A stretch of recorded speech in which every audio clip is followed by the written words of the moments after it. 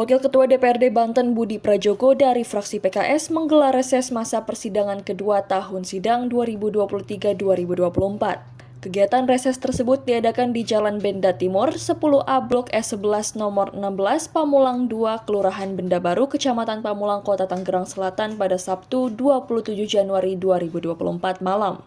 Dalam reses, sejumlah warga meminta banyak hal kepada Budi Prajogo, termasuk meningkatkan sumber daya perhotelan hingga prasarana-sarana utilitas umum atau PSU. Untuk SDM unggul khususnya perhotelan, Ketua RW 10 Ahmad Basalamah menyampaikan tentang anak-anak muda di lingkungannya yang ingin agar mereka bisa masuk dalam dunia perhotelan. Mengingat Kota Tangerang Selatan yang memiliki banyak hotel megah, tetapi SDM asli dari lingkungannya belum terpenuhi. Bahwa di Tangsel ini adalah masih yang belum kesentuh adalah SDM unggul.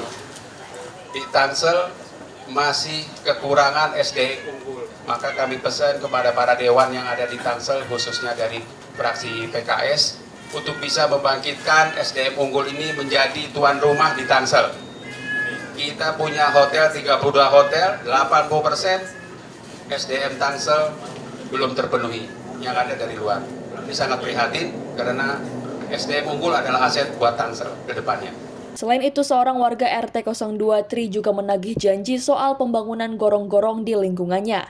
Ia bercerita saat November tahun lalu sudah memberikan proposal pembangunan gorong-gorong, bahkan sudah disurvei.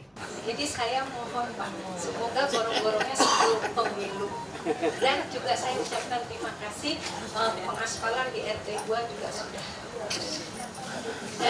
Dan cuma di sini Pak, kita hanya dikasih 1 titik, padahal kita mintanya 2 titik. Ya, karena RT 2 itu 40 rumah, itu dari 2 gang Pak. Ya, jadi... Merespon permintaan itu, Budi menerangkan untuk meningkatkan SDM terutama perhotelan. Pemprov Banten tengah memperbanyak membangun SMK berbasis pariwisata dan perhotelan. Sekolah tersebut menurutnya dimaksudkan untuk membangun SDM unggul bidang pariwisata. Tapi ada satu lagi SMK dibuat di Lengkong Gudang, Serpong Utara. Di situ fokusnya hotel, perhotelan. Jadi yang Bapak sampaikan tadi itu ada di sana. Waktu kita meninjau bersama Pak Gubernur, Pak PJ Gubernur, bangunannya ada satu bangunan yang bentuknya lab, bentuknya seperti hotel memang, karena memang di sana khusus untuk perhotelan. Sementara yang di Kampung Jati ini khusus untuk IT, karena permintaan IT di Tangsel banyak. Sedangkan kita juga paham permintaan SDM perhotelan di Tangsel ini juga banyak. Kemudian untuk janji pembangunan PSU, ia menerangkan bahwa hal tersebut merupakan janji dari pihak Dinas Perkim, bukan dirinya. Sementara untuk pengerjaannya, Budi menjelaskan hal itu tidak bisa dikebut dalam waktu dekat. Karena siklus anggaran itu kita ketok bulan November, dievaluasi sampai pertengahan Desember, SK-nya keluar, SK PPTK-nya keluar, itu tanggal 20-an Januari kemarin. Setelah itu proses lelang. Paling cepat, paling hebat itu April. Tapi kalau sudah disurvei, insya Allah dilaksanakan.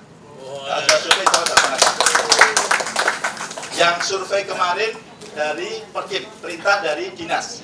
Kalau sudah disurvei, itu laksanakan. Artinya, kalau sudah survei itu ukurannya sudah ditentukan, duitnya sudah dialokasikan. Itu pengertian sudah disurvei. Tapi saya sendiri juga, kalau ditanya Bapak yakin nggak sebelum pemilu? Saya akan jawab nggak yakin. Cuman ada cumanya Bu. Paling nggak itu sudah disurvei, ya kan?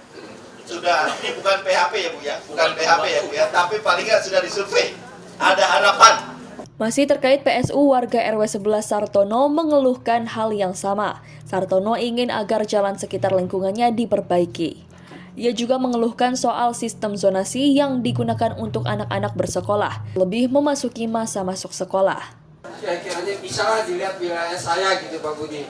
RW 11, RW 1, RT 2, RT 3 terutama tadi yang bilang itu dekat pasar ya Pak ya, hancur bener Pak. RT 3, RT 2 emang udah hancur sama sekali untuk jalan. Gitu, jadi saya minta ya mohonlah diperhatikan sama Pak Budi gitu.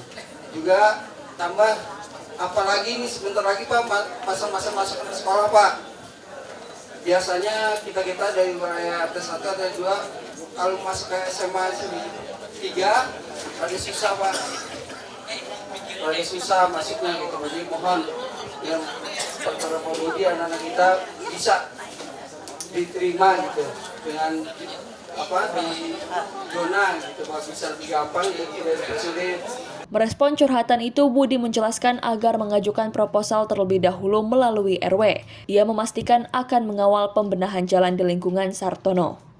Itu silakan diajukan proposal. Nah, supaya agak panjang itu yang ngajuin RW.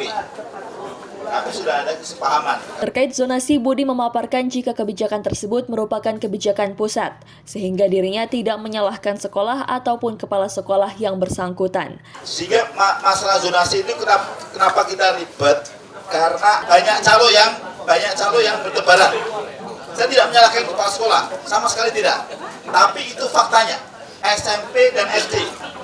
Banyak SMP dan SD yang tutup, swasta. SMP dan SD swasta yang tutup itu banyak di Tangerang Selatan. Kenapa? Karena muridnya hanya 6. Ada yang muridnya hanya 7, satu angkatan.